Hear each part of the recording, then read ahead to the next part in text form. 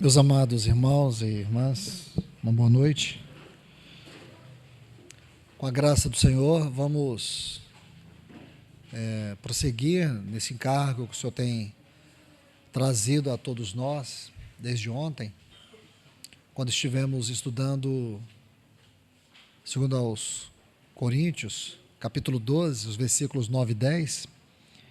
E hoje quero dar mais um passo, vendo este mesmo assunto que está ali nesses dois textos que eu acabei de citar, onde o Senhor fala para Paulo: a minha graça te basta, porque o meu poder se aperfeiçoa na fraqueza.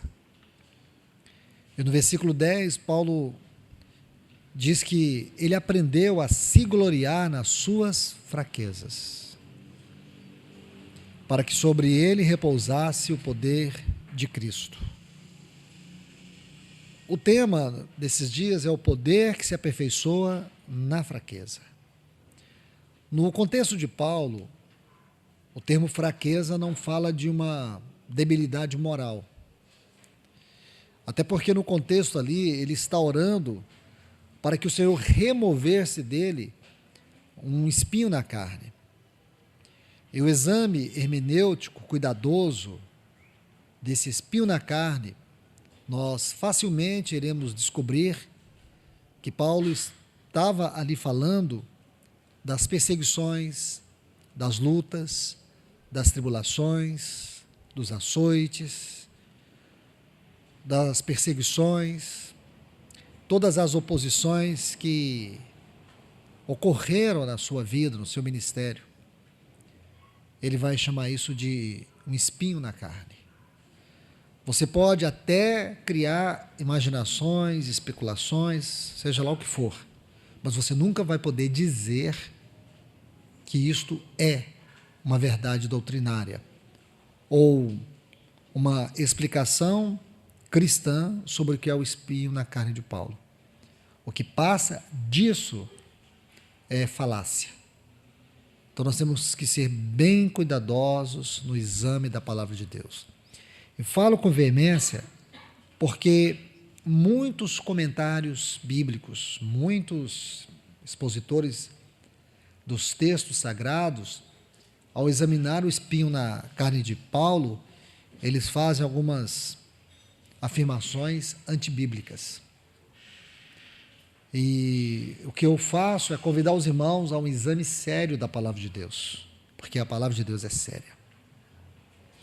E então nós estávamos examinando ontem sobre isso, começando pela vida de Paulo, vendo o caminho da cruz na vida dele, e hoje nós vamos estudar sobre a vida de Sansão, esse mesmo tema, o poder que se aperfeiçoa na fraqueza, agora tomando a vida de Sansão como um exemplo.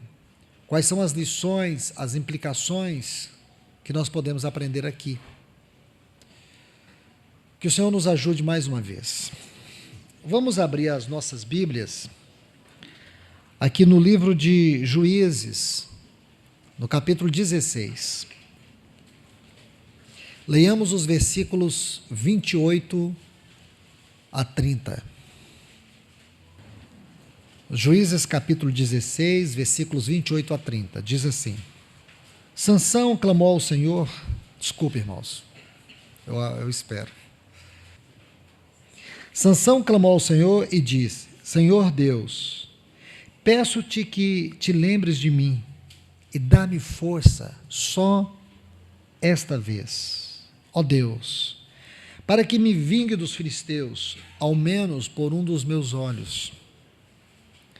Abraçou-se, pois, Sansão com duas colunas do meio, em que se sustinha a casa, e fez força sobre elas, com a mão direita em uma e com a mão esquerda na outra. E disse: morra eu com os filisteus. E inclinou-se com força, e a casa caiu sobre os príncipes e sobre todo o povo que nela estava. Agora observe. E foram mais os que matou na sua morte do que os que mataram na sua vida. Vamos orar. Querido Deus, amado Pai, Bendito o Senhor, nós estamos aqui reunidos em Teu nome, pedindo a Tua ajuda, pedindo a Tua sabedoria, pedindo a direção e a unção do Teu Espírito, para que nós possamos mais uma vez, ó Deus, nesse tempo de comunhão, nesse tempo de adoração, nós possamos mais uma vez, Senhor, estar debaixo do Teu grande nome, com reverência, com temor, te pedindo, Senhor, que Tu venhas se revelar a nós, que Tu venhas se derramar a nós. Nós temos uma necessidade tão profunda, tão específica da Tua palavra, que ela venha trabalhar na nossa alma, Senhor, nos nossos afetos, nos nossos sentimentos, nos nossos desejos. Senhor, nós necessitamos do profundo trabalhar da Tua palavra na nossa mente. Senhor, vem, cura-nos. Vem, restaura-nos. Vem, liberta-nos. Vem, Senhor, e nos livra das compulsões que governam os nossos afetos, as nossas emoções. Senhor, nós te pedimos, Senhor, porque nós queremos ser uma igreja saudável, uma igreja adequada, uma igreja como um luzeiro neste mundo, Senhor, onde cada um de nós venhamos brilhar a partir dos nossos relacionamentos mais próximos, a partir do nosso casamento, Senhor, no nosso trabalho, no meio dos nossos familiares, nós sejamos um testemunho do Senhor. Nós te pedimos em nome de Jesus, Pai. Amém. Graças te damos, Senhor. Meus irmãos e irmãs, esta última frase que nós vemos aqui no versículo 30 de Juízes, capítulo 16, foram mais os que matou na sua morte do que os que matara durante toda a sua vida. Esta é uma frase que expressa para nós o que foi a vida de Sansão do ponto de vista da grandeza do propósito de Deus na vida de uma pessoa. Porque se nós olharmos a vida de Sansão, todo o contexto que ele viveu, nós saberemos muito bem que Sansão, ele cometeu falhas, pecados, ele foi uma dádiva de Deus para Israel. Durante 40 anos, Sansão, ele esteve julgando Israel. E nós sabemos que Sansão, ele foi um juiz carnal. Ele foi aquele homem que nós podemos dizer assim, o homem que não levou a unção a sério. Essa questão da unção, irmãos, é tão delicada. É um assunto que nós precisamos estudar aos pés do Senhor, com a ajuda do Senhor. Porque nós vamos aprender, mais cedo ou mais tarde, se caminharmos sério com o Senhor, um dia aprenderemos, ou cedo ou tarde, que a vida, e aqui eu quero tomar a palavra unção, a unção, que é um sinônimo de vida, porém, vida é o sentido mais amplo da palavra. Vida aqui não falo de vida biológica, vida divina, vida indissolúvel, a vida de Deus. Então, vida é o sentido mais amplo da palavra, a unção é o sentido mais específico da palavra. A unção, ela tem a ver com a nossa capacitação para o serviço. É a medida que Deus dá de Cristo sobre aquelas pessoas os quais Ele escolheu para um serviço espiritual. Por exemplo, quando nós falamos do ministério, os 5 ministérios, que nós vemos lá em Efésios 4:11. Apóstolo, profeta, evangelista, pastores e mestres. Como que estes homens, que são dádivas, eles devem ministrar? Em primeiro lugar, é importante salientar que estes 5 ministérios não são títulos, são funções. Em segundo lugar, esses 5 ministérios, eles não fazem parte de uma cadeia piramidal, eclesiológica ou ministerial. Não é um clérigo, onde um ocupa uma função mais importante do que a outra, de forma alguma. Isto é antibíblico e posso até dizer a vocês, é satânico. Essa ordem piramidal, clerical, de posição, não é espiritual. Não estou aqui querendo, irmãos, ofender ninguém, mas eu preciso ser sério com a palavra de Deus. Porque se eu me omito, eu vou ser julgado por Deus. Se eu prego um engano, uma heresia, também serei julgado por Deus. Então preciso ser bem equilibrado. Isso não tem base na palavra de Deus.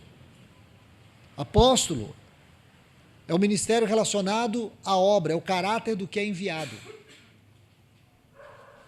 Profetas e mestres é o ofício espiritual daqueles que exercem a função de presbíteros, que são os pastores, dentro de uma localidade. Então nós tratamos isso com muito cuidado, até porque a Bíblia tem subsídios para que possamos juntos estudar e chegar à clareza deste assunto.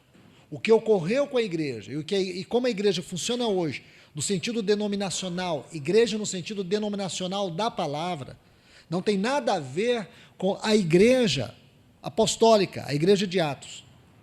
Eu vou dizer algo para vocês, eu me atrevo a dizer algo para vocês aqui. E peço que os irmãos tenham misericórdia da minha vida. Não me julguem por isso. Eu digo algo para vocês. Se os irmãos da igreja primitiva estivessem olhando para nós hoje, estivessem vendo nós hoje e nos avaliassem hoje, eles achariam que nós somos uma seita. Só para vocês terem uma ideia. Se os irmãos da igreja primitiva chegassem aqui no século XXI e eles começassem a ver a vida cristã, como os cristãos estão vivendo, eles iam pensar que nós somos uma seita. Tamanho desvio ocorreu do princípio até hoje.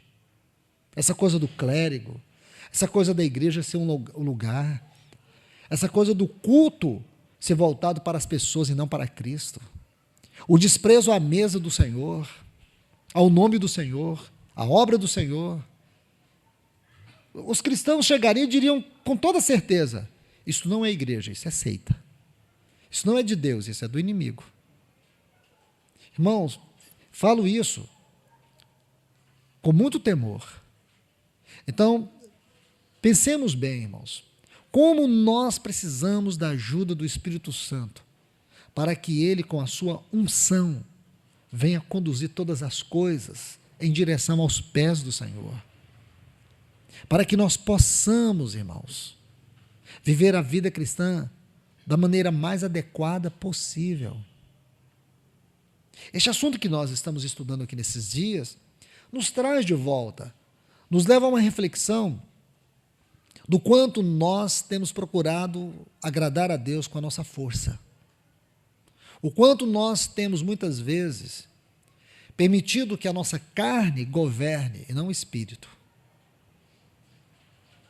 A unção é muito importante, é fundamental, ela é tudo. Se é a questão de ministério, nós precisamos da unção governando. Não é a capacidade, não é a formação teológica, não é o quantos livros eu tenho ou já li. O que vai sempre fazer diferença no serviço ao Senhor é a medida da unção e não o conhecimento de uma pessoa. Essas coisas são subsidiárias. Essas coisas não são fundamentais. Como também, se você se envolve muito com a unção, sem entender o que é consagração, sem entender o que é devoção, o que é um coração piedoso, você, com absoluta segurança eu te digo, você vai se perder no serviço. Nós necessitamos entender o que é unção. Quando você estuda Mateus capítulo 25, você vai ver ali a parábola das 10 virgens. 5 prudentes, 5 nécias. E você vai ver algo ali muito interessante.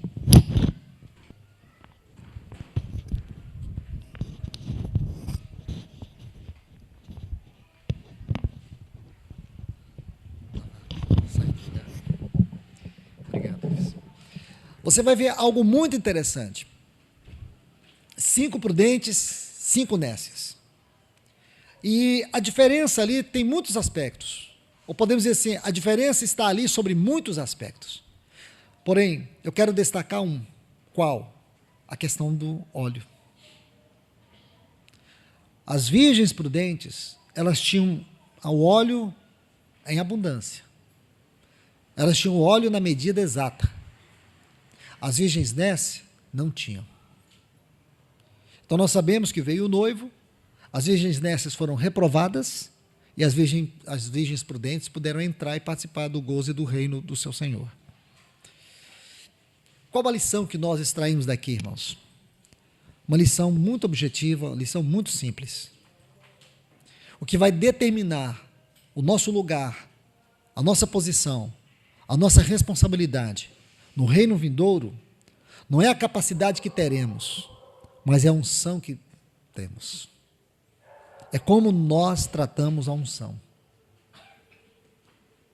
Não existe nenhuma outra forma de você adquirir, conservar a unção, se não for aos pés do Senhor. Nunca nós iremos experimentar a profundidade da unção se não for com uma vida devocional. A vida devocional é o parâmetro essencial para que nós tenhamos a unção. A unção não é uma coisa que você adquire com a sua própria força. A unção é um dom de Deus. Então aqui eu citei a questão dos ministérios. Mas nós sabemos que existem vários serviços na casa de Deus.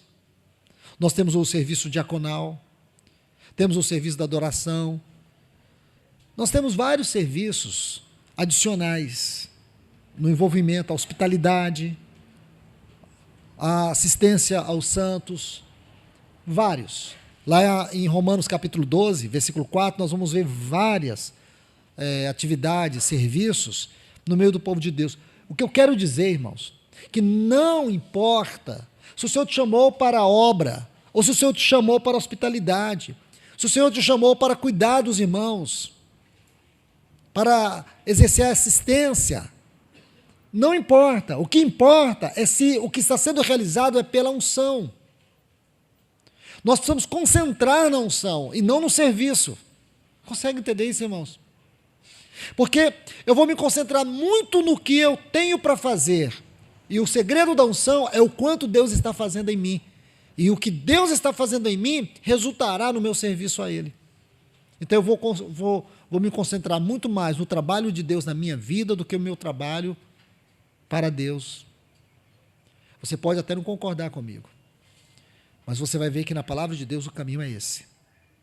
O trabalho para Deus é uma consequência do seu trabalho na minha vida. Por que que muitos irmãos, eles começam bem e terminam na carne? Porque muitos ministérios, eles vão chegando à parte final, à última fase, as pessoas estão cansativas, as pessoas não têm muito o que oferecer. Eu estive em um lugar, não quero citar onde, e eu fiquei muito impactado e profundamente ferido pelo Senhor, de maneira reverente eu falo isso.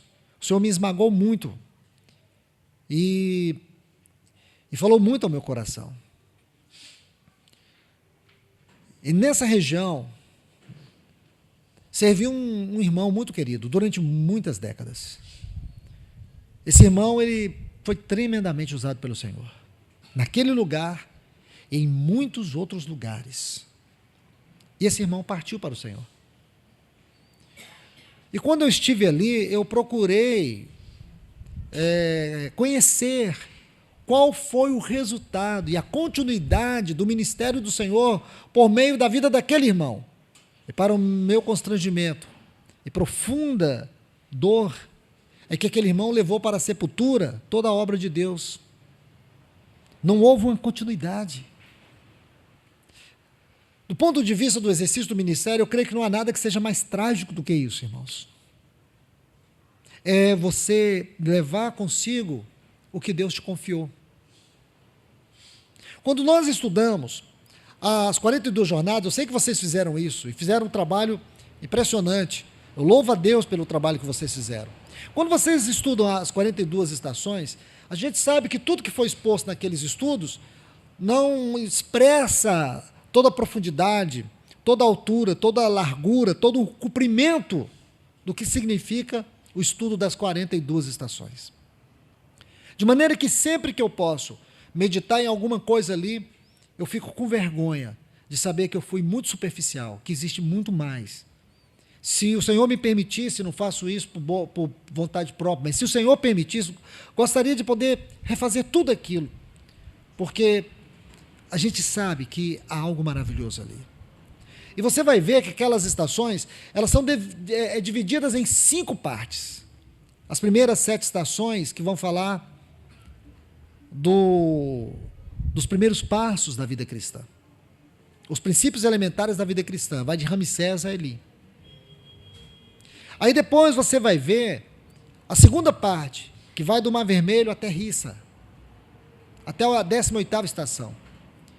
Tudo que você estudar nessas estações vai falar sobre a maturidade espiritual. A terceira parte vai de Quelata, a 19ª estação, e vai até Mítica. Qual o assunto ali na 25ª estação? Se eu errar alguma aí, depois vocês me corrijam. Vai falar dos assuntos eclesiásticos, dos assuntos ministeriais. Até porque Quelata, vocês se lembram muito bem, é da onde vem a raiz que forma a palavra eclesia em grego.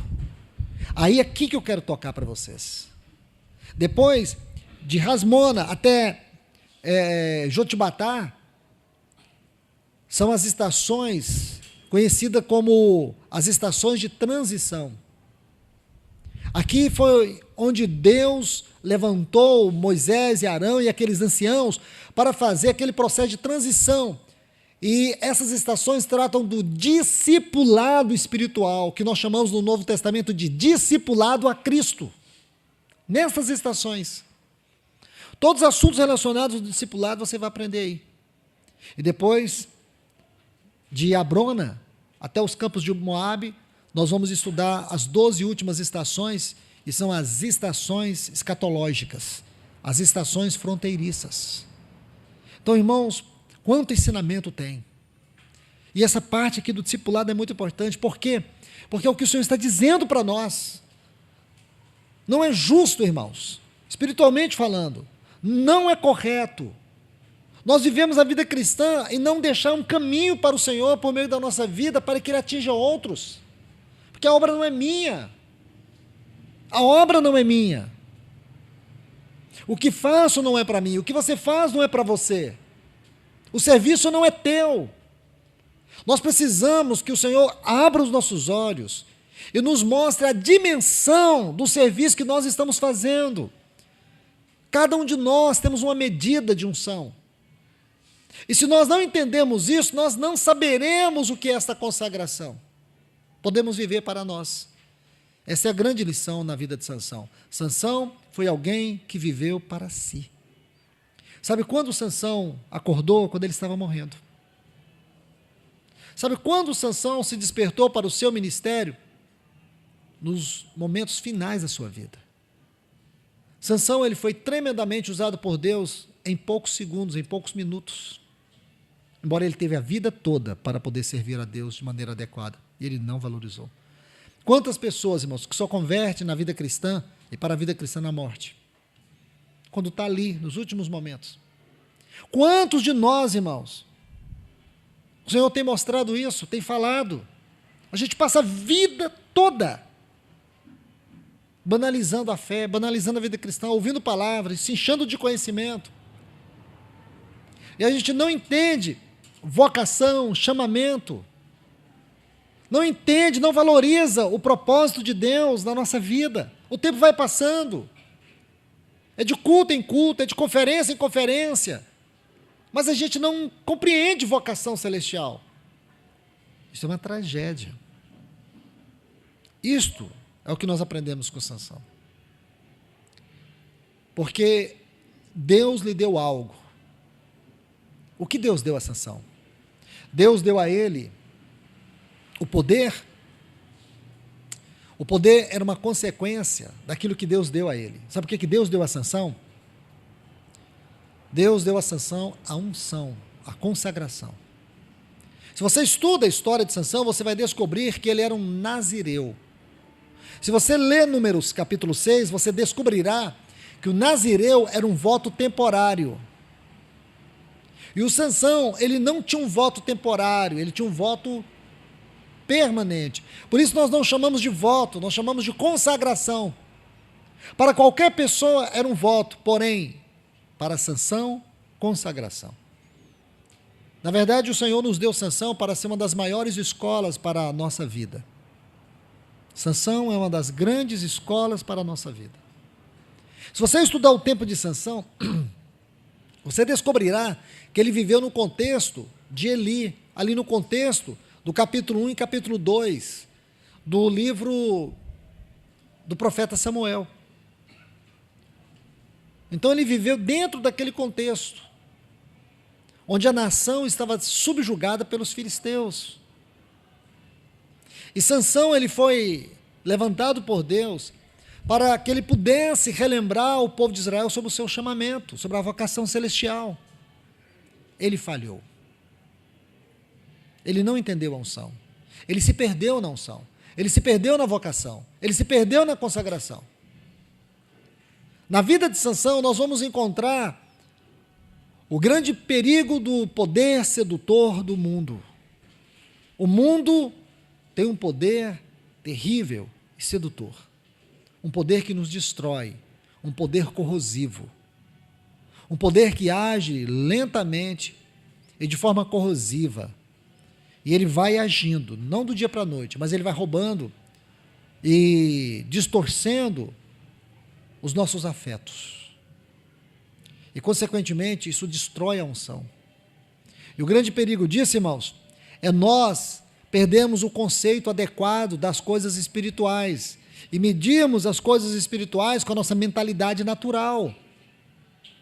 Aí a gente começa a banalizar as coisas de Deus. A gente começa a agir no mundo espiritual com a mentalidade carnal.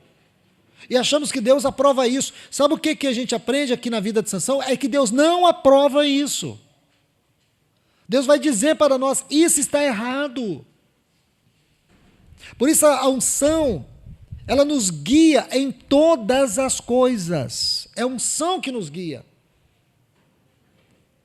Por mais que você entenda que a vida espiritual está à frente de todas as coisas, eu quero colocar o ponto distinto desta vida num aspecto específico, que é unção. Porque aqui nós estamos falando de ministério. Nós estamos falando aqui de funções. Porém, isso aqui não é só para os irmãos que exercem o presbitério, não é só para os irmãos que exercem o encargo de evangelista, para os irmãos que estão na obra, para todos nós. Porque aqui nós temos que compreender o ministério do corpo. A igreja de Cristo, o corpo de Cristo, não é um corpo onde alguns servem e outros são servidos. No corpo de Cristo, todos servem. Se você abrir sua Bíblia em 1 Coríntios, capítulo 12, a partir do versículo 4, você vai ver que no corpo de Cristo existem membros realizando funções distintas, alguns realizando funções nobres, outros realizando funções pequenas. Porém, diante de Deus, não há uns realizando obras pequenas e outros realizando obras grandes. Diante de Deus, o que importa não é se alguns estão realizando uma obra com dimensão maior, porque todos nós seremos julgados não é pela dimensão daquilo que Deus nos confia, mas pela fidelidade como nós servimos. Compreende, irmãos? Então, você olha Paulo. Qual a dimensão do ministério de Paulo? Muito grande, não é, irmãos? Penso que sim. A dimensão, tanto geograficamente falando, como também historicamente, o ministério desse irmão é um ministério que merece nossa consideração e diante de Deus, com certeza, tem a sua aprovação. Então eu vou medir o ministério de Paulo com o que o Senhor me confiou. Irmãos, eu sou um grão de areia, se for para comparar. Qualquer um de nós aqui, um grão de areia, mas não é assim que Deus vai nos julgar. É como está na palavra de Deus sobre a parábola dos trabalhadores da vinha, aqueles que foram chamados nos últimos minutos finais e receberam o mesmo tanto daqueles que foram chamados desde o início. Porque nós seremos julgados não é pela quantidade de serviço, pelo tempo de serviço, pela dimensão do serviço. Nós seremos julgados pela nossa fidelidade no serviço. Veja, irmãos, a parábola dos talentos. Um recebeu um talento, outro recebeu 2, outro recebeu 5. Mas como o Senhor vai nos julgar? Fidelidade, responsabilidade, negligência. É isso que vai estar em conta. Então, meus irmãos, quando estudamos a vida de Sansão, você vai aprendendo todos esses pontos tão práticos quanto à nossa responsabilidade, quanto à nossa vocação celestial, quanto ao nosso chamamento e o propósito eterno de Deus. Deixe-me colocar alguns pontos práticos para a nossa meditação aqui. Se você estuda os capítulos 14 a 16, você pode dividir esses capítulos em duas partes. Os capítulos 14 e 15, o que esses capítulos falam? Da força de Sansão.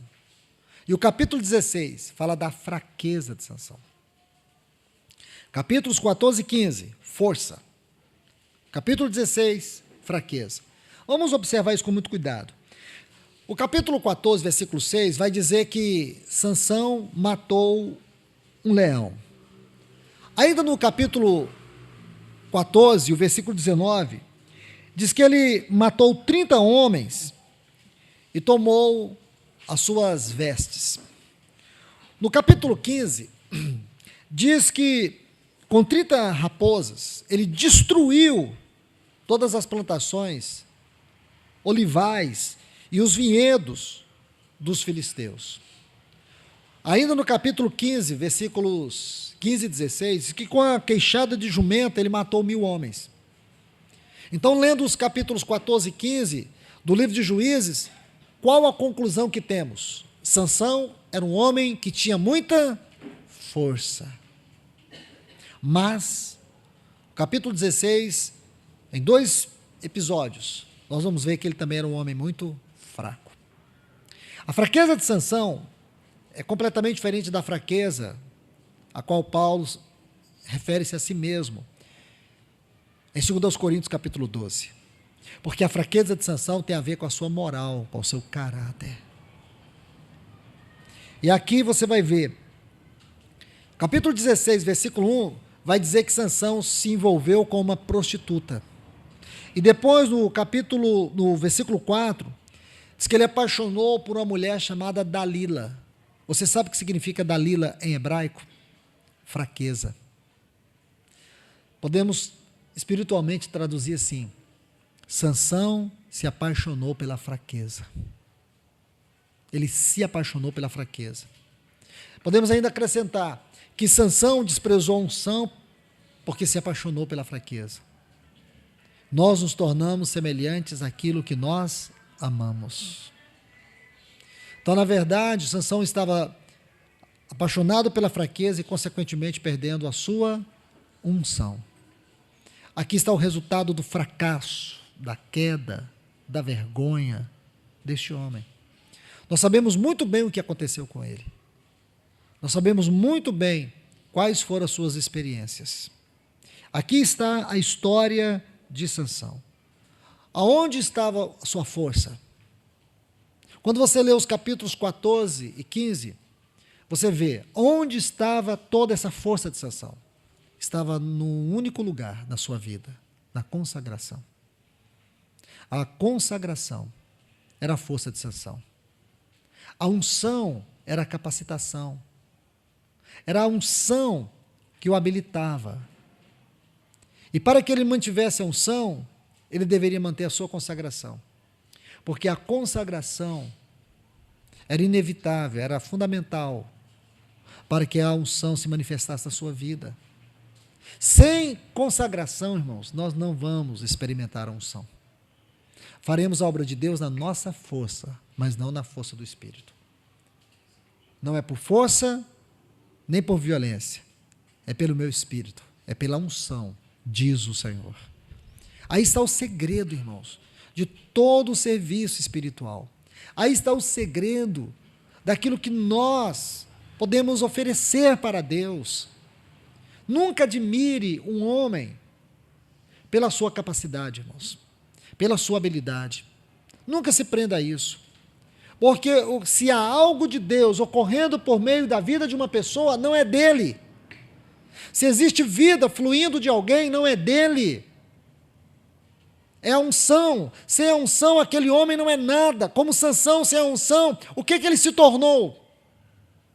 Ele se tornou um opróbrio diante dos seus inimigos. Ele se tornou uma vergonha diante dos seus inimigos. Um homem sem a unção é um opróbrio diante dos seus inimigos. E foi isso que Sansão se tornou. Agora você vê a importância de nós valorizarmos a unção. A importância de nós entendermos que é a vida que governa todas as coisas. A maneira que Deus mede todas as coisas é por um padrão celestial, não é por um padrão natural. Me permita abrir um parênteses, só para ajudar vocês a refletir sobre isso. Eu vou abrir um parênteses só para mostrar como que Deus avalia as coisas, como que Deus coloca padrão para as coisas. Vamos usar o exemplo da igreja. Como que Deus avalia o tamanho de uma igreja? O que é uma igreja grande? A gente pode dizer assim, nossa, a igreja maior de Itaberaba é a igreja tal. Será que é assim que Deus vê uma igreja grande? Você pode imaginar, nossa, existe uma igreja na cidade de tal lugar, tem tantas mil pessoas. Será que isso é uma igreja grande? A primeira pergunta que eu faço é, a igreja é espiritual? Se a igreja é algo espiritual, então suas definições, suas dimensões, sua natureza, o seu caráter é espiritual. Mas se a igreja é uma instituição, é uma denominação, aí já é outro assunto, não tem nada a ver com a palavra de Deus. Define como você quiser. Você pode dizer assim, nossa, é linda. Ela tem um mármore na frente, tem um jardim, tem uns bancos, tem um ar-condicionado. A igreja lá é linda. Só que isso não tem nada a ver com Cristo. Não foi por essa igreja que ele morreu e nem é essa igreja que ele disse, eu edificarei. Ok? Então, não confunda as coisas. Nós precisamos saber qual é o padrão de Deus para todas as coisas. Então, vou dar um exemplo para vocês. Mateus, capítulo 18, versículo 20. O que o nosso Senhor diz ali? Onde estiver 2 ou 3 reunidos em meu nome, ali eu estarei presente. Se você observar todo o contexto deste texto, nosso Senhor está falando de uma coisa interessante. Ele está falando de um irmão que peca contra outro irmão. Se o irmão peca contra você, vai ter com esse irmão. Tenta resolver com ele. Se esse irmão não quer resolver com você, chama outros irmãos para que ajude vocês a resolver essa demanda. Se ele não quer ouvir os irmãos, diz à igreja. Ele não quer ouvir você, ele não quer ouvir ninguém. Então diz à igreja. E esse irmão é tratado como um publicano, como um ímpio. Interessante que o Senhor parece mudar de assunto. E digo para vocês, não existe nada mais profundo na Bíblia do que os ensinamentos de Cristo, como também tudo o que ele fez. O que ele fez e o que ele ensinou constitui-se as verdades mais profundas da palavra de Deus. Não existe nada na Bíblia que seja mais profundo do que estudar Cristo, sua pessoa, obra, seu ensino. Então, ele vai dizer assim, o que for ligado na terra, terá sido ligado nos céus. O que for desligado na terra, terá sido desligado nos céus. Aí ele continua: se dois dentre vós concordar acerca de qualquer coisa que for a vontade do meu Pai, isso será aceito. Aí ele vai dizer assim: porque onde estiver 2 ou 3 reunidos em meu nome, ali eu estarei presente. Eu pergunto para você, uma comunidade com 2 pessoas e 3 pessoas é uma comunidade grande? Se nós pensarmos e se nós conhecermos a linguagem de Deus, nós diremos: pode ser, pode não ser. Por que pode ser e pode não ser? Porque não é quantidade que define tamanho da igreja. Não é 2 e nem é 3. Mas aqui o Senhor diz: onde estiver 2 ou 3, ele faz uma afirmação, ele não faz uma pergunta. Reunidos em meu nome, ali eu estarei presente. Então o Senhor vai dizer que o tamanho de uma igreja constitui-se por 2 coisas. Ela está reunida debaixo do nome dele e ela tem a presença dele. O tamanho de uma igreja é caracterizada pela presença de Cristo nela, e não pela quantidade de pessoas presentes. Mudou tudo, não muda, irmãos? Você vê que definição linda o Senhor nos dá sobre o tamanho de uma comunidade. O que é o tamanho da igreja? O tamanho da igreja está relacionado com a presença de Cristo nela, e não com a sua estrutura orgânica. Compreende, irmãos? Isto são os padrões e as definições celestiais. É assim que nós temos que andar, é assim que nós temos que viver, porque os céus governam, e a terra tem que responder a esse governo. Os céus e a terra precisam estar ligados. Se os céus e a terra estão ligados, o que vai haver? Vai haver unanimidade, vai haver comunhão, vai haver concordância. Deus vai trazer a sua vontade: seja feita a tua vontade aqui na terra, como nos céus. Você está vendo? Os céus governam, e a terra emite esse comando dos céus, ou para os céus, porque agora Deus trouxe sua vontade e colocou sobre a sua igreja, sobre nós. É muito importante isso, irmãos. Então, quando você estuda essa questão da unção, ela que governa. É a unção que vai à frente, é a unção que dirige, é a unção que fala, é a unção que faz. Não importa quem Deus está usando, importa se este ou esta está sendo governada pela unção. Nós precisamos ter uma comunhão íntima com Deus para percebermos a presença ou a ausência da unção na nossa vida. Porque é a compreensão da unção e a necessidade dela que nos leva aos pés do Senhor. O que foi que Davi orou no Salmo 51? Bom, você pode dizer: irmão, ele orou sobre muitas coisas, porém, observe que ele faz um pedido específico para Deus. Ele diz: não retires de mim o teu Espírito Santo. Se você estudar essa declaração de Davi, você precisa concordar em alguma coisa. Que primeiro, o Espírito Santo não havia sido derramado. O Espírito Santo foi derramado no Pentecostes. O que Davi estava então orando? Você vai lembrar que a obra do Espírito Santo no Antigo Testamento estava limitada à unção. E a unção se limitava aos profetas, aos sacerdotes e aos juízes e reis. Somente esses tinham a unção. Então, sabe o que Davi estava dizendo, irmãos? Não retires de mim a unção. Era isso, irmãos. Ele viu que o seu pecado havia afetado a unção. E ele se rasga diante de Deus e diz: não retires de mim o teu Espírito Santo, não retires de mim a tua unção. É isso que nós precisamos. Nós somos fracos, irmãos. Nós somos pequenos. Nós não temos condições de nós e por nós mesmos de sermos vasos adequados. A única maneira de nós sermos vasos adequados é se a unção do Espírito Santo está sobre a nossa vida. Sabe qual foi o problema de Sansão? É que ele tratou de maneira banal a unção. Sansão, ele amou mais a sua vontade, mais os seus afetos, amou mais a sua carne do que a unção. Esta foi a realidade do seu fracasso espiritual. Ele valorizou muito mais a si mesmo do que a unção. Por esta razão, irmãos, Deus colocou Sansão para ser uma escola na nossa vida. Se nós perdermos isso, irmãos, nós perderemos o nosso caráter singular como povo de Deus nessa terra. Nós vamos andar como estão os ímpios.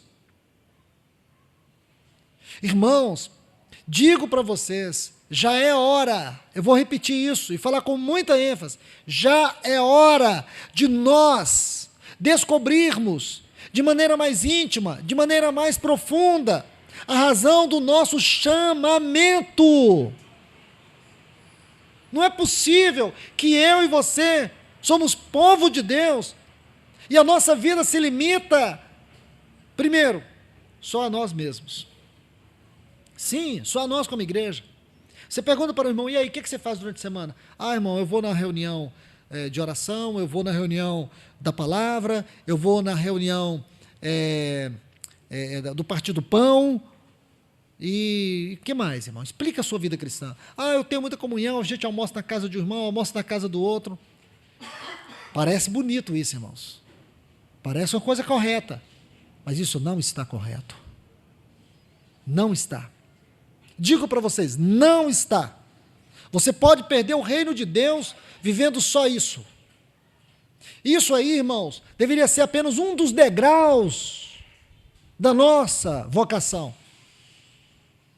Porque se nós limitarmos a nossa vida cristã só entre nós, nós perdemos a condição de sermos um luzeiro neste mundo. Eu te pergunto, qual é o impacto da sua vida, do seu casamento, do seu lar, na vida dos seus vizinhos? O quanto você tem sido um pão de Deus para alimentar outros? Eu ouvi de um irmão uma vez assim, ele disse, irmão, eu louvo a Deus, porque Deus me deu um lar. Nossa, irmão, meus filhos, isso ele me falou em agosto agora, meus filhos é uma bênção, irmão. Meus 2 filhos servem o Senhor. E começou a dar um testemunho lindo da vida dele. Lindo. Quase que eu ficava arrepiado. Falei, irmão, que lindo. Minha esposa, irmão, o Senhor tem nos dado. Eu falei, irmão, deixa eu te fazer uma pergunta. Lindo o seu testemunho. Mas quantas pessoas ímpias conseguem sentar na sua mesa e alimentar dessa fonte inesgotável de bênção espiritual que você tem no seu lar? Pense nisso, irmão. O quanto o seu lar reflete para fora. Quando você vai em Israel, aí você vai para a região da Galileia, subindo para as cordilheiras de Golã, você vai ver à sua esquerda o Hermon.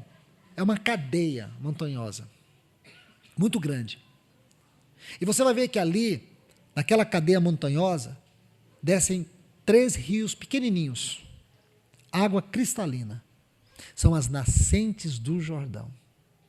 Então, aqueles 3 rios, pequenininhos mesmo, são bem pequenos, irmãos. Dá para atravessar a pé. Aqui no Brasil não se chama de rio, mas num lugar daquele onde a água é escassa, é muita coisa. Aí eles descem.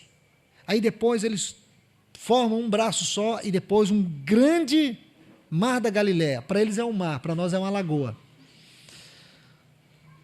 É considerado o Mar da Galileia. Você vai ler na Bíblia, Mar da Galileia, mas é o lago de Genezaré. Uma abundância de vida que tem ali. Inédito, irmãos, é algo inédito.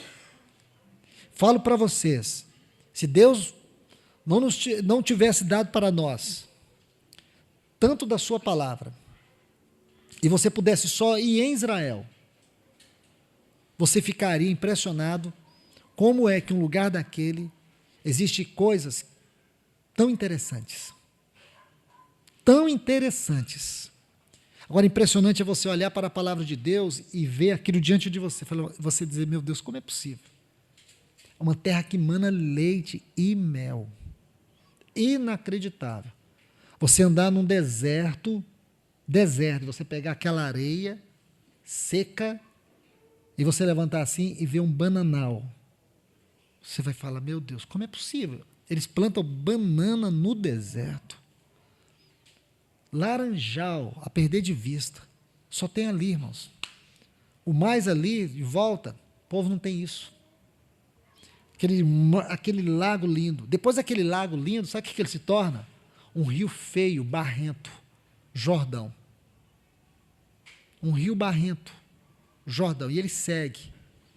E sabe onde é aquele rio que nasceu lá no Monte Hermon? Mar Morto. Um mar de sal. Se você mergulhar no Mar Morto, você vai mergulhar e ficar mergulhado pro resto da vida, que você vai morrer. Ali você morre, você não pode beber aquela água, porque você flutua. Entende? Você flutua ali. Meus irmãos, que coisa interessante nós aprendemos aqui. Porque muitas vezes nossa vida é dessa forma. Vem a unção, vem a vida, vem a revelação, vem a abundância. Sabe o que a gente faz com tudo isso, irmãos? Um mar morto. Nós não temos nada para dar para ninguém. As pessoas estão morrendo do nosso lado, irmãos. Nossos vizinhos vão para o inferno e nós nunca demos a eles a oportunidade de dizer sim ou não. Que bênção somos nós. Que vida que existe entre nós. Pense nisso, irmãos. Vá para a sua casa hoje e reflita sobre isso. Meu Deus, o que eu tenho sido? Mar da Galileia ou Mar Morto? O quê? Entre o Mar Morto e o Mar da Galileia, você vai ver aquela água barrenta do Jordão. Do Hermon até o Mar da Galileia, você vai ver aquela água cristalina. Então, o que significa? Que nós podemos perder tudo aquilo que Deus nos deu, irmãos. Não fique se vangloriando do seu casamento. Nossa, eu tenho um casamento. Eu tenho sido até um exemplo no meu casamento para muitos irmãos. Você não é exemplo de nada. Nós não somos exemplo de nada. O grande exemplo nosso é Cristo.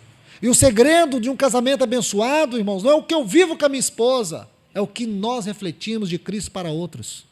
Se tu uma bênção, foi o que Deus disse para Abraão.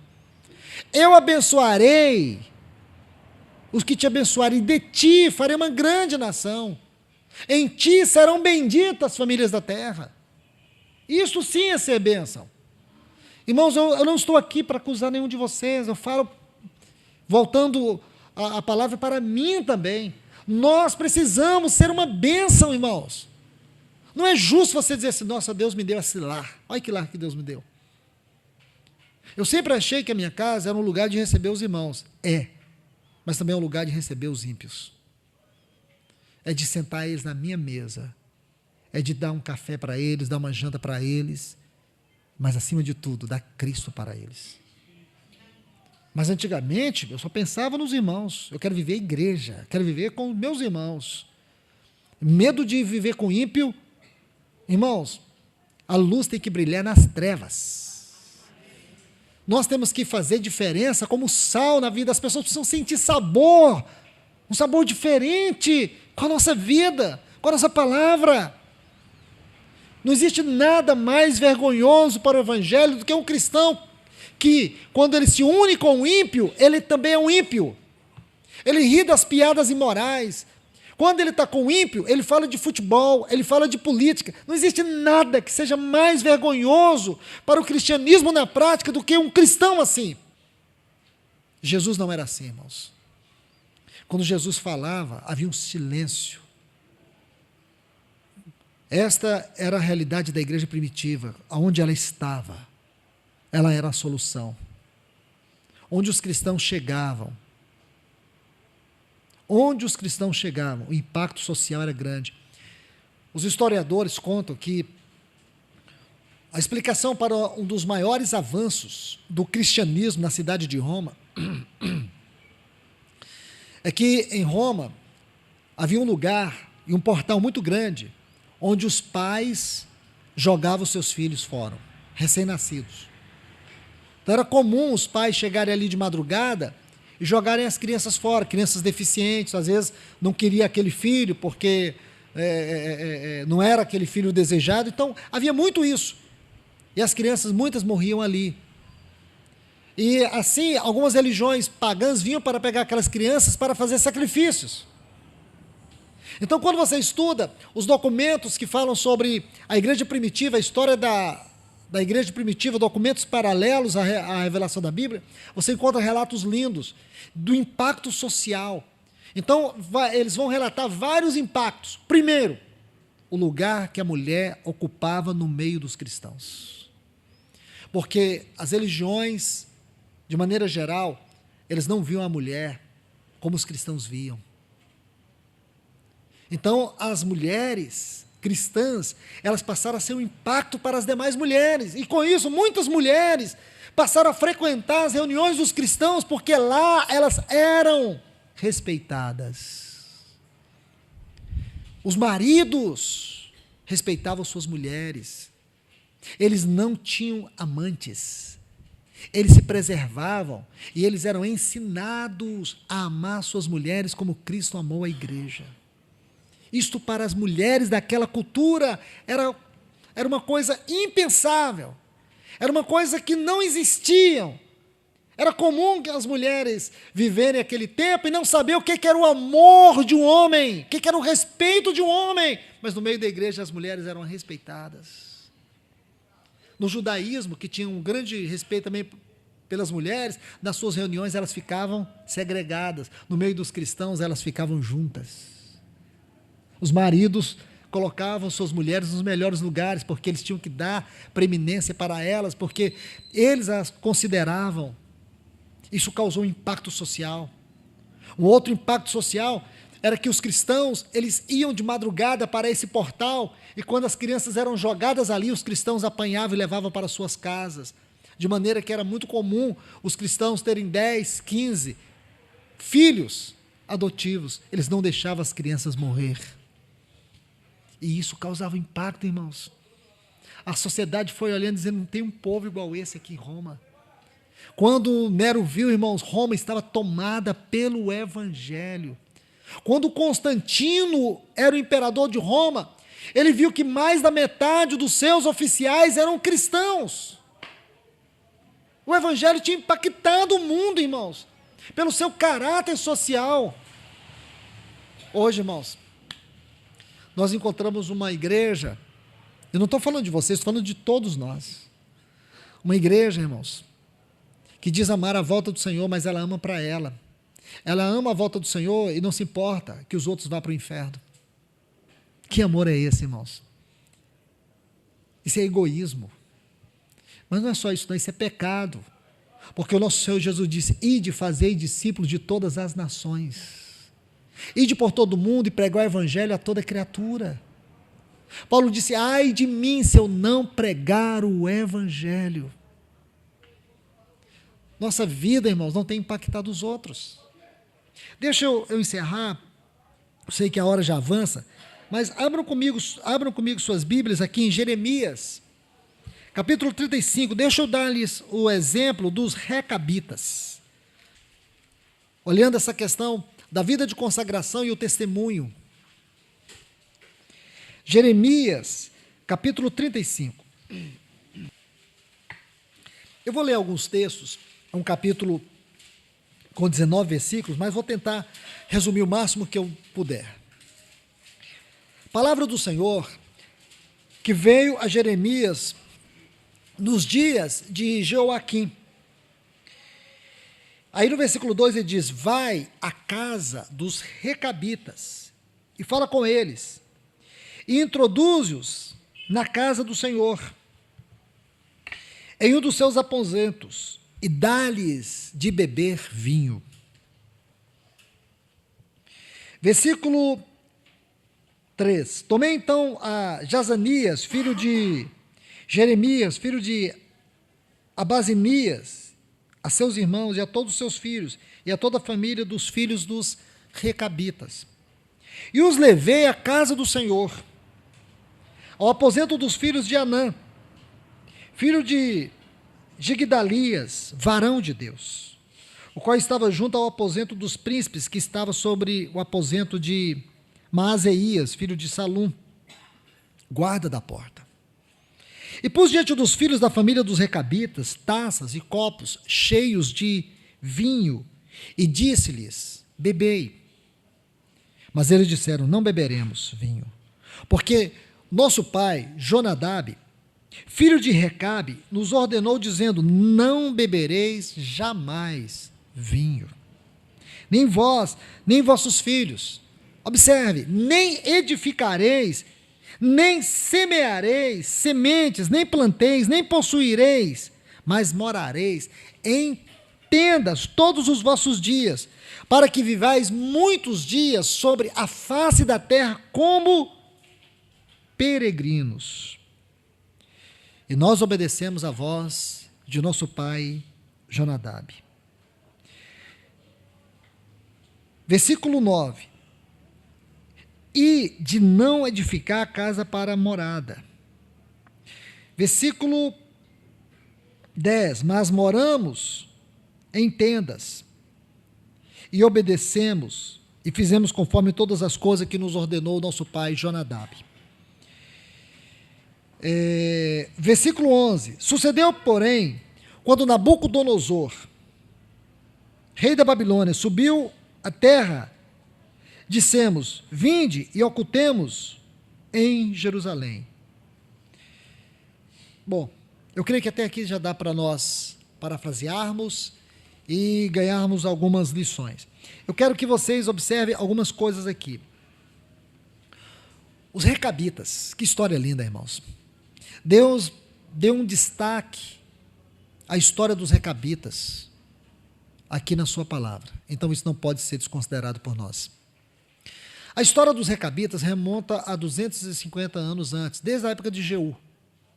Então nós temos os recabitas. Começa aí a história de Jonadab, filho de Recabe.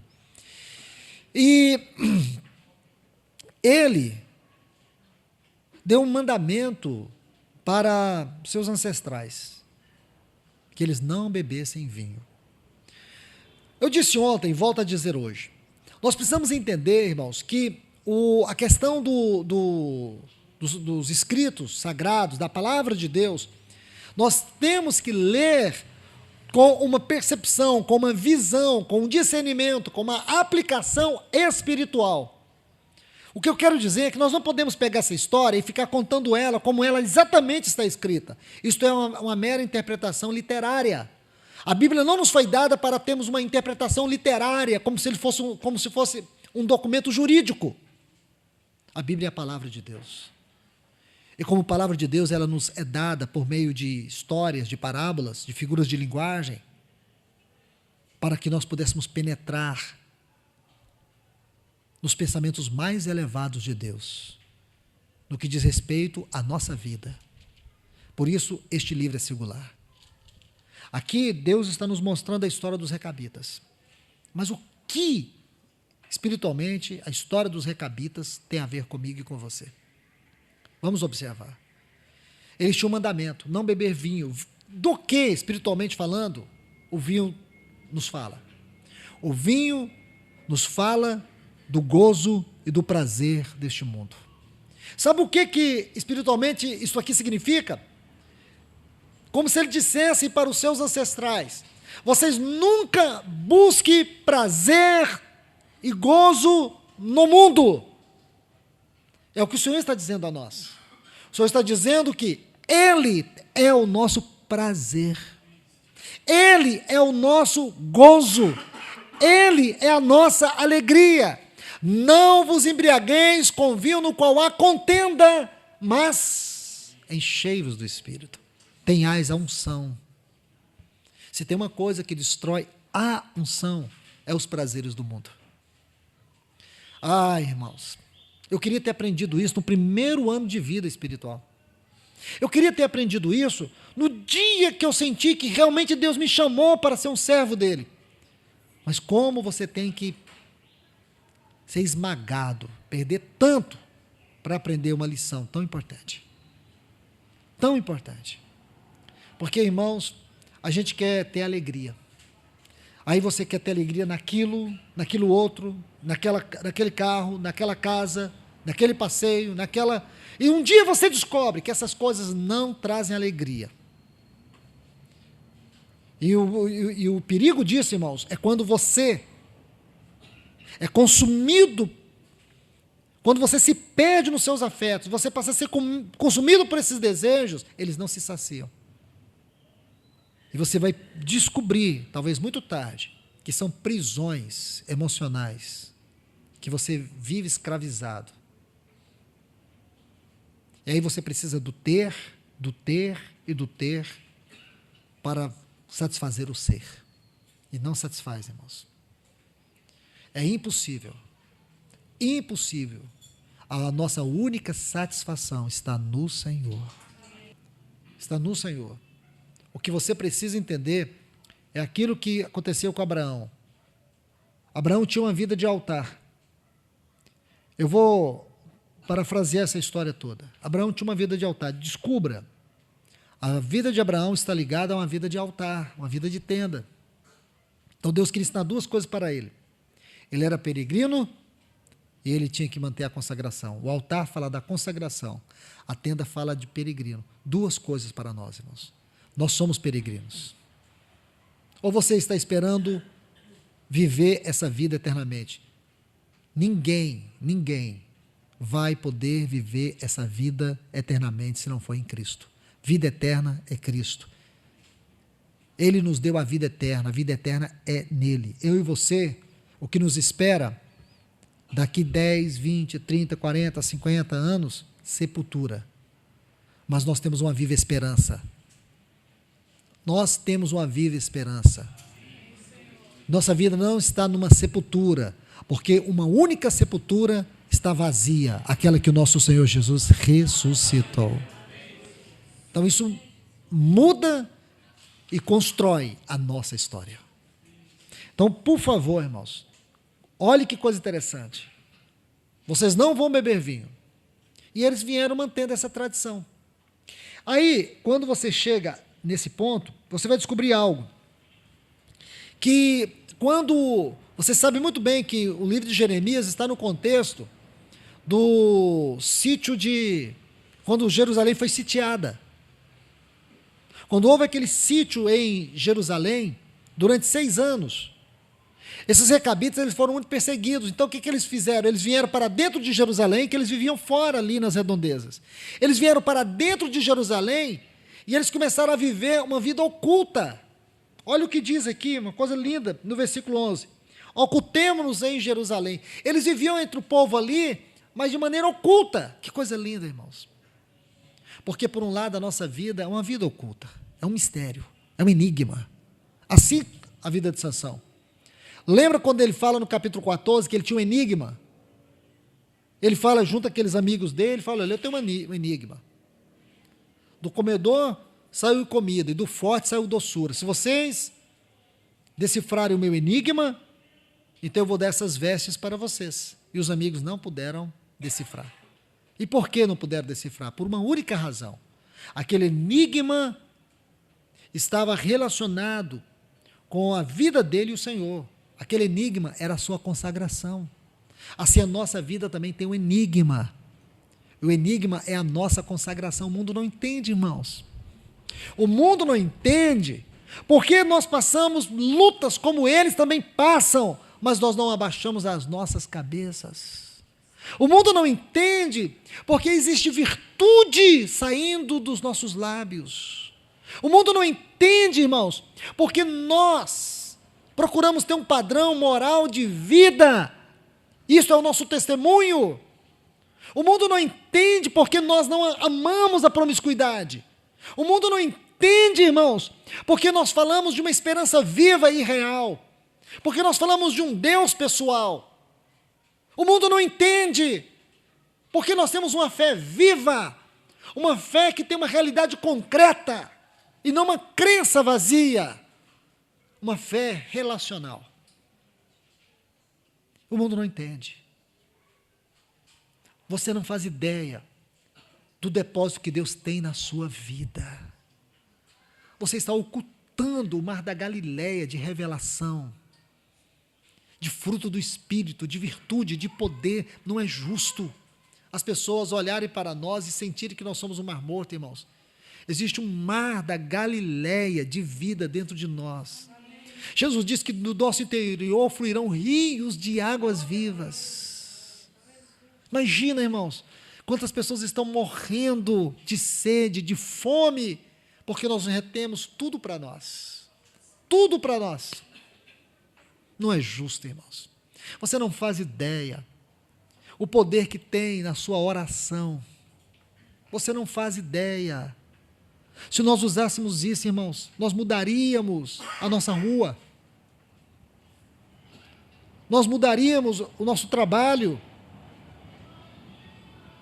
Nós mudaríamos, irmãos, a vida das pessoas, pelo aquilo que o Senhor tem em nós. As pessoas se alimentariam do Senhor através de nós.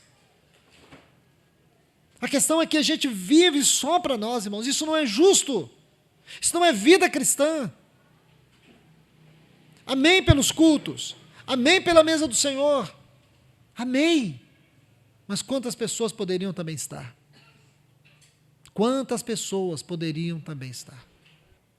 Mas a gente só pensa na nossa família, a gente só pensa nos nossos parentes. Temos que pensar também. Mas pensa no seu vizinho, que você nunca bateu na porta dele, que você nunca falou de Jesus para ele. E você pode ter 1000 razões. Ele não olha na minha cara, ele não gosta de mim. Então por que você não começa a falar mal dele para o Senhor? Senhor, eu quero falar mal do meu vizinho. Vou falar dele para o Senhor. Ele é um péssimo vizinho. Mas, Senhor, eu não quero abrir mão dele jamais. O Senhor vai me trazer essa pessoa. Faz como o John Knox, da minha Escócia, ou então morrerei. Ao invés de a gente ficar falando dos nossos vizinhos para todo mundo, fale para o Senhor. Ele não gosta de mim, ele me perturba, ele odeia a mim. Mas, Senhor, coloca amor no coração dele. A gente não ora, irmãos. E as pessoas estão perecendo. Perecendo, irmãos. Perecendo. Nós precisamos buscar no Senhor uma direção de evangelizarmos a nossa rua, a nossa casa, o lugar onde nós moramos. Se todos vão converter, é o Senhor que sabe. Lança o teu pão sobre as águas, depois de muitos dias o acharás. Eclesiastes 11. Pense nisso, irmãos. Olha aqui, esse povo estava ali oculto, mas era um povo consagrado. Veja, eles eram peregrinos. Eles eram peregrinos. Eles não estavam com as suas raízes em Jerusalém. Jerusalém estava sobre o juízo de Deus, debaixo do juízo de Deus. Jerusalém estava sob o juízo de Deus. Então o que eles pensaram? Não vamos ter casas aqui. Irmãos, essa terra está debaixo do juízo de Deus e a gente está afundando as nossas raízes para dentro. E quando o juízo de Deus chegar, quem escapará? Quem vai estar em pé? Então, observe isso, irmãos. Eles não tinham suas raízes naquela terra que estava debaixo da ira de Deus. E o que esses recabitas ganharam? Então, eu vou terminar aqui a leitura. Observe o versículo 19. Diz assim: portanto, assim diz o Senhor dos Exércitos, Deus de Israel, não faltará de Jonadab, filho de Recabe, varão que esteja na minha presença todos os dias. Sabe qual foi o galardão, a herança dos recabitas? A presença do Senhor. A presença do Senhor foi a recompensa dos recabitas. O que existe maior do que a presença de Deus? O que existe, irmãos? Nada. Nada. Eles não tinham suas raízes naquela terra. Eles não buscavam naquela terra o prazer e o gozo de suas almas. Eles buscavam alegrar o Senhor. Sabe o que Deus disse? Eu nunca me ausentarei do meio dos recabitas. Eles terão a minha presença sempre. O Senhor rejeitou Jerusalém, mas o Senhor não rejeitou os recabitas. Nós precisamos ser estes recabitas. Nós precisamos ter uma vida consagrada ao Senhor. Se nós traduzirmos essa história no contexto da história de Sansão, então podemos dizer isso. Qual será o resultado, a consequência, o galardão da nossa consagração? a presença do Senhor. O segredo, irmãos, está aí. A recompensa dessa vida, desse preço que você paga por amor ao Senhor, é que você terá a presença do Senhor. Ter a presença do Senhor é maior do que tudo nesta vida. Maior do que tudo que você busque, maior do que tudo que você deseja. Maior do que tudo que você tem procurado ocupar o teu coração. A presença do Senhor é maior do que tudo. É isso que o Senhor nos diz. Então, se nós desejamos experimentar o poder de Deus sobre as nossas fraquezas, nós precisamos encontrar o valor da consagração. Aí você vai ver que Sansão, ele foi útil a Deus. Em poucos momentos, em poucos minutos, ele foi mais usado por Deus do que durante 39 anos de serviço. Pense nisso.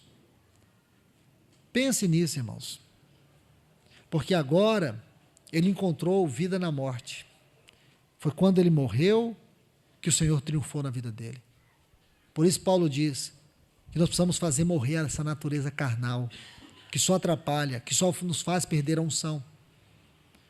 Nós precisamos, irmãos, deixar que a cruz destrua dentro de nós e em nós toda a força da nossa carne, da nossa natureza, todos os apetites impuros que existem na nossa mente. Nós precisamos encontrar isso, irmãos, essa morte de cruz. Como diz Paulo, dia após dia morro. Dia após dia morro. Em nós opera a morte, para que em vós opere a vida. Que morte é essa, irmãos? É o trabalho da cruz. É quando nós somos vencidos na busca da glória pessoal. É isso que o Senhor vai nos mostrar aqui na vida de Sansão. E por que nós temos perdido a unção? Porque nós temos amado o mundo de maneira exacerbada. Nós temos desprezado a unção.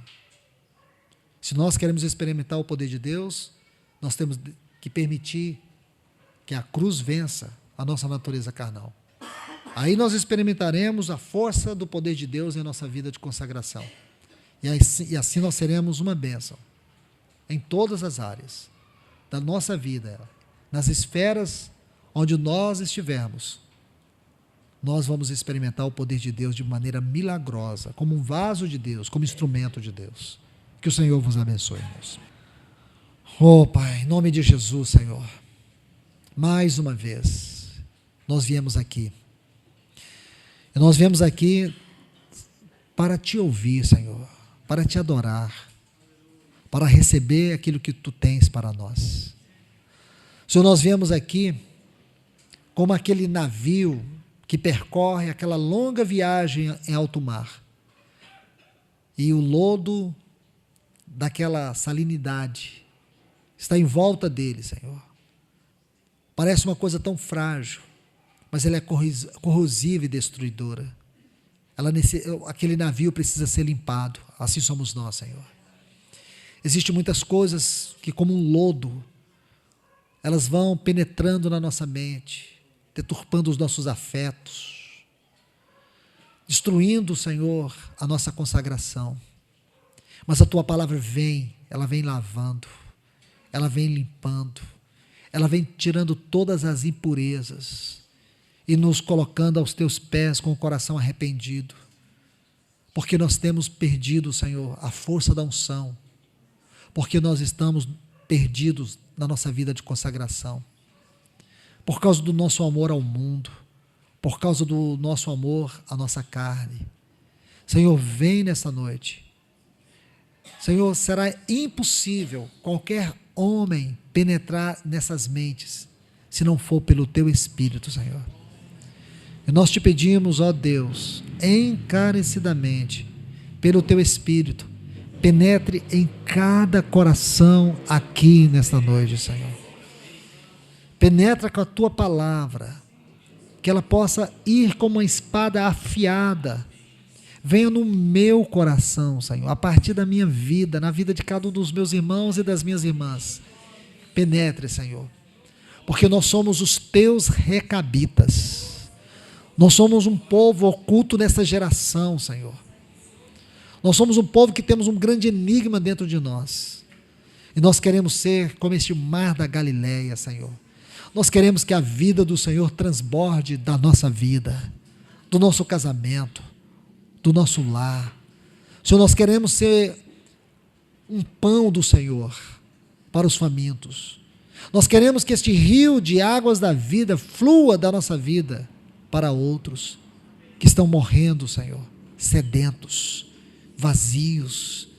Oh, Deus, desperta o nosso chamamento nesta noite, Senhor.